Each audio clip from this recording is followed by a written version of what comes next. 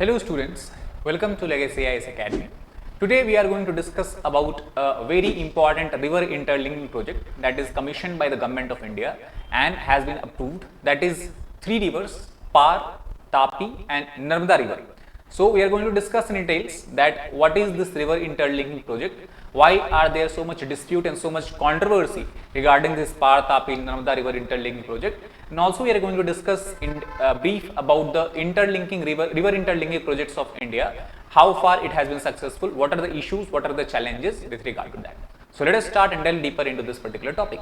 So first of all, if we try to understand the context in which we are discussing today's topic, is because recently today, that is on 21st of March, tribals of Gujarat have decided to hold a public meeting, and this public meeting is largely to show their protest against this particular project, river interlinking project, that is the Par-Tapi-Narmada river interlinking project.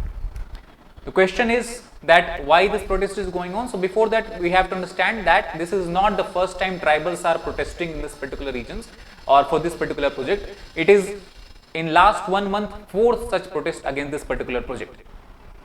The main reason why tribals fear this particular project is because they are scared that once this project goes on or begins, they will be displaced from their own houses, from their own homes, and will have problems in even earning a decent livelihood. On broadly, if you look at the project, so overall the estimated cost of this project is somewhere to be around 10,211 crore. So it's such a gigantic and vast project, and that is why we have to understand that it is an issue between displacement and development, or we can say economic growth versus the tribal development, tribal displacement. So let us try to understand slightly about this particular project. So this project is actually, though it is going to be launched in this particular year, however this is not something new. The first time the river interlinking project, especially related to Par, Tapi and Narmada river, that was discussed was in the National Perspective Plan of the Water Resources Ministry in year 1980. The major aim of this plan was to transfer the excess or surplus water that the rivers that are flowing in Western Ghats have to the Saurashtra and Kutch, these two regions of Gujarat, because they are lying in a drought prone area, they are lying in the arid regions. So excess water from the Western Ghats flowing river to these regions was the main aim of this particular plan. And as per this plan, the linking were to be considered between three major rivers, that is Par river, Tapi river and Narmada river.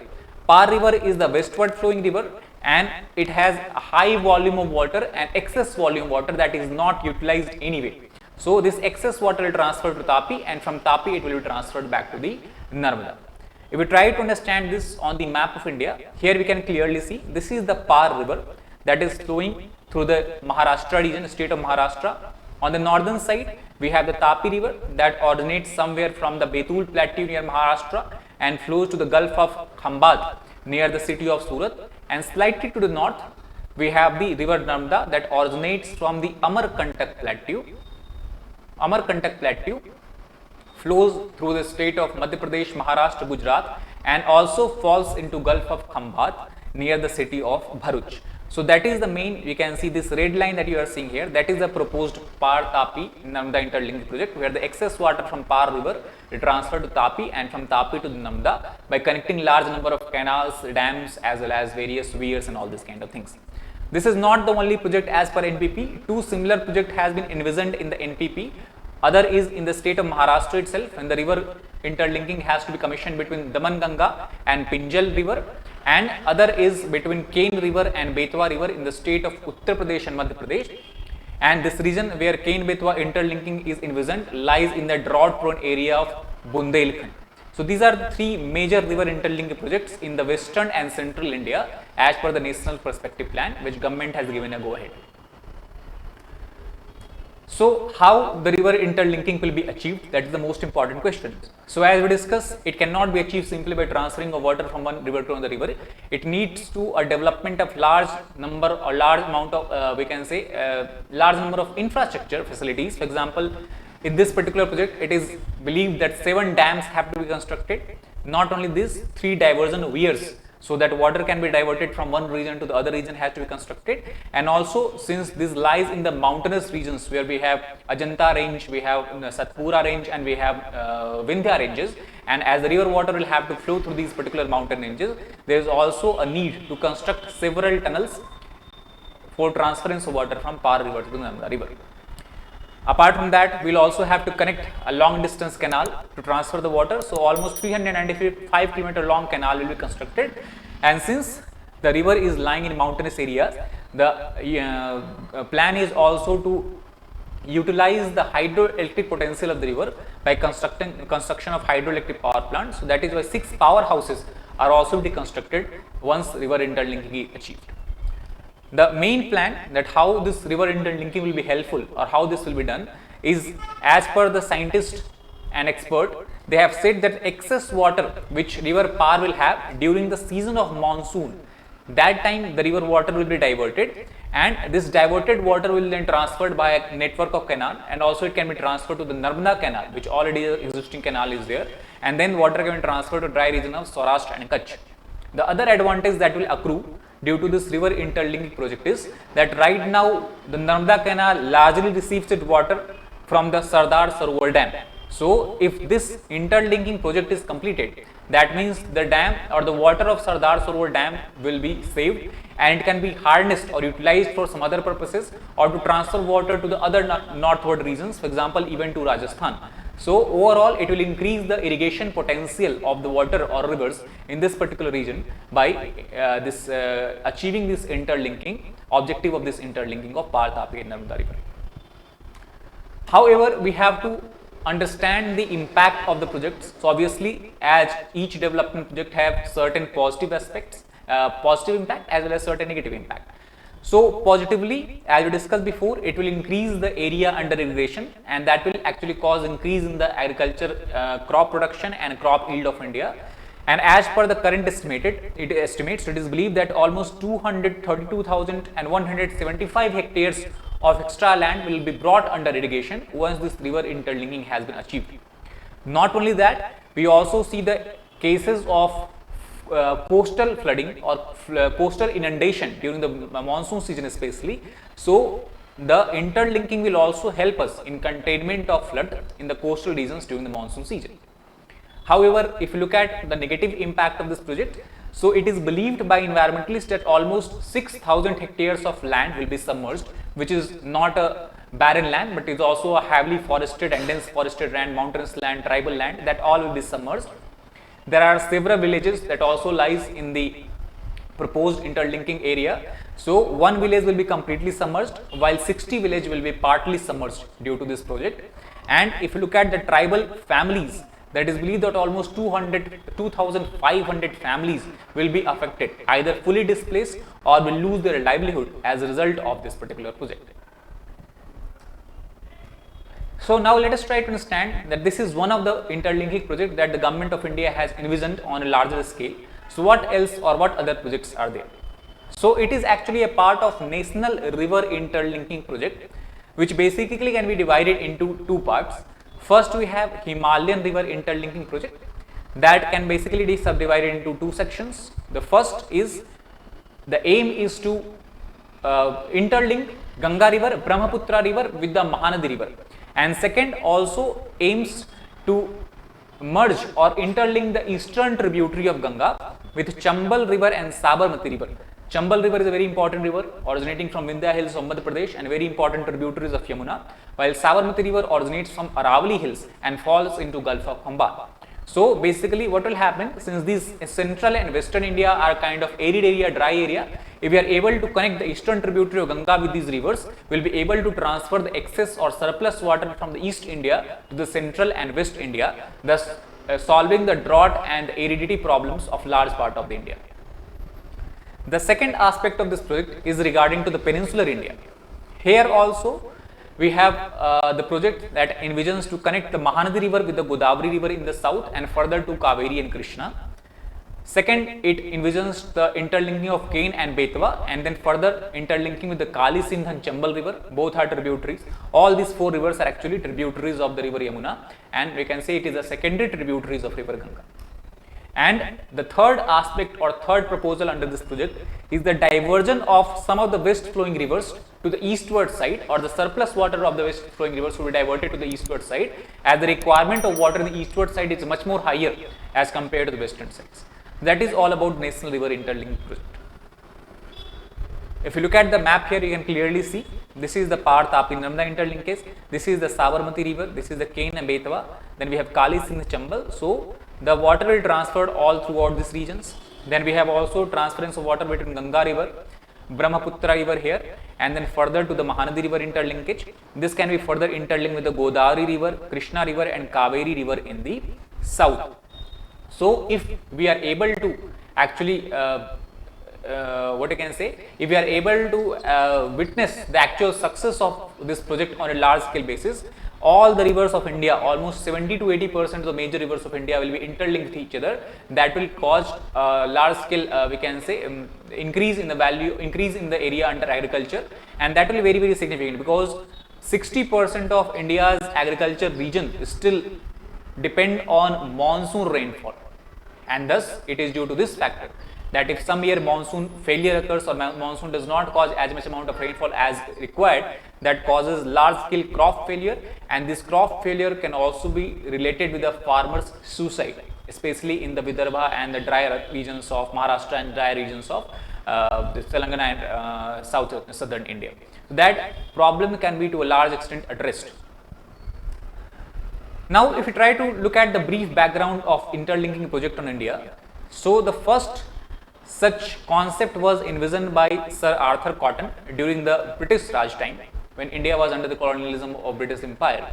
Sir Arthur Cotton was actually an irrigation engineer, and he envisioned connecting the Ganga river in the north to the Kaveri river in the south, but it was not done for the agriculture prospect, but it is mainly done to increase the navigational aspect of the river, so that British ships can easily traverse to different parts of India. So it was mostly a commercial project that he envisioned.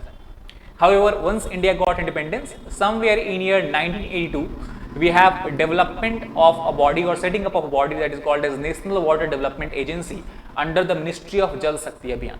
The main objective of this particular agency was to conduct surveys and develop the feasibility proposals of interlinking river projects, that how feasible it is to interlink several rivers, what are the challenges, what are the issues, and what are the costs that the government will have to bond for this.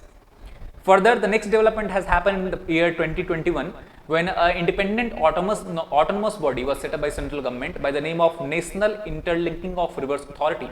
This body will actually replace National Water Development Agency, and it has the main objective of this particular body that it has to plan, investigate, finance, and then implement the river interlinking projects.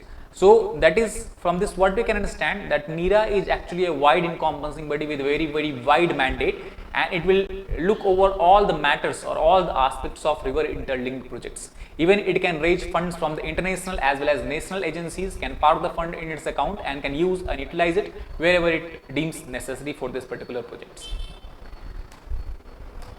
The question obviously comes that do we have any example of successful projects in the past in India where river interlinking has been done? So obviously we have three important projects out of many. The first that was commissioned in year 1895, that is called as Periyar River Project. The Periyar River Project basically tries to develop dams on the Periyar River, that is the west flowing rivers in the Kerala. The dam is called as Mulla Periyar Dam, and from this a canal has been dug up, and the water is diverted to the eastward regions of Tamil Nadu, where it meets with the another dry river channel that is called as Vaigai River. So basically it is a transfer of surplus water from Periyar River in the Kerala to the dry Vaigai River in the Tamil Nadu.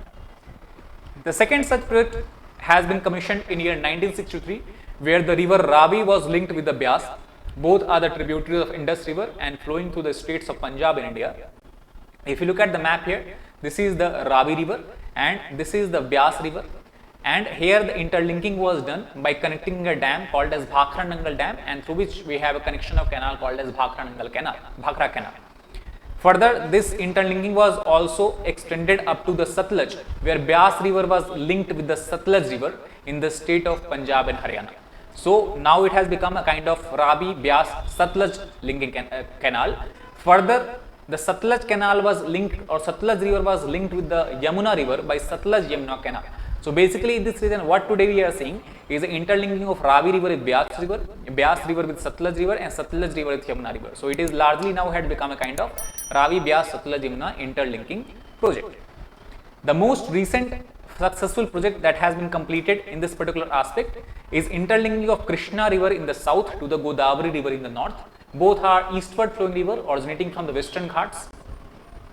And if you look at here near the Krishna river, we have a barrage that has been constructed called as Prakasham barrage to elevate or lift the water. Once this and from this on this Godavari river, we have Dholeshwan barrage, and from these regions near the Pattisima region of Godavari in Andhra Pradesh, we have construction of a canal that is called as Polavaram canal, and it is through this canal the excess water from Godavari river is transferred to the Krishna river. Here we have one reservoir also called as Vela Galiru reservoir, through which water is transferred. The canal length is almost 175 kilometers, and that is one of the most recently successful river interlinking projects of India. Apart from that, two right now I will discuss is on anvil, that is the Ken-Betwa river interlinking project and the Par-Tapi-Narmada interlinking project, on which the work has already been started, at least on the project basis. Now question obviously comes that what are the pros and cons of interlinking in general. So as per the report submitted by the central groundwater body as central national water development agencies, on the positive side, if we are able to achieve all the desired objective of national river interlinking project, it will lead to a generation of 34 gigawatt of excess or extra hydroelectricity in India. In terms of irrigation, it will bring about 35 million hectares of extra land under irrigation. Not only that, once interlinking achieved, it will cause a seamless movement of river transportation ships in the inland, and it will boost the inland navigation, which is the cheapest method or mode of transportation in the India. Fourth, since lot of southern states especially have water disputes due to the sharing of river water, it is believed that interstate water dispute can also be addressed to a certain extent by the interlinking of the river projects. And of course, the added advantage will be the drier, arid and drought prone regions of India can be brought under the irrigation or can be brought under the river water, and thus it will tackle the drought problems as well. However, on the negative side, the critics argue that to construct all the interlinking projects as per the cost estimated in somewhere in year 2011, it will cost around $120 billion, that is almost 20% of India's GDP. So that is a very, very huge cost for such project. Obviously, it will also require high caliber engineering skills because the river are passing in different topographical regions. Somewhere it is flowing to the plateau region, somewhere it is flowing to the mountainous region, somewhere it is flowing in the plain areas. So to transfer water from one topography region to the other topographical region requires very high caliber civil engineering skills for transportation, for digging up of canal, for digging of tunnels and all these kind of things. Third problem is humanitarian problem, that if the river interlinking is achieved, it is believed that it will cause a displacement of almost 30 million people and cause a fragmentation of the habitat that consists of forest, that consists of plain areas, that consists of very fertile regions. So that is a very high humanitarian cost that will have to be addressed if interlinking goes on. And the last criticism is that the whole concept of interlinking is based that on the some rivers we have surplus water, in some rivers we have deficit water, so we need to transfer surplus water to the deficit water or deficit rivers. However, the critics argue that there is hardly any surplus water in India, and 50 years down the lane, the whole concept of surplus water can be will be very difficult to understand, because due to the change of climate and due to global warming issues, all the rivers in India will have to face this problem of water deficit in the coming days. So in the long term, if you look down 50 years, 100 years down the line, the feasibility or we can say the outcome of this river interlinking project will not be that high as expected now.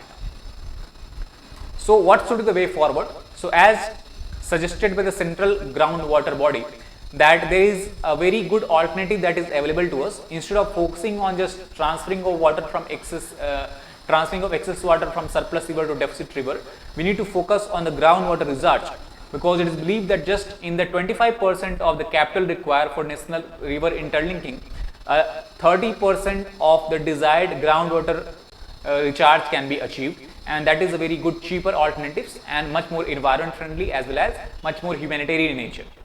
And that is why due to this, the IIT Roorkee, though it has said that the whole interlinking project both in the Himalayan side as well as peninsular side, it is nothing but a big dream of little logic.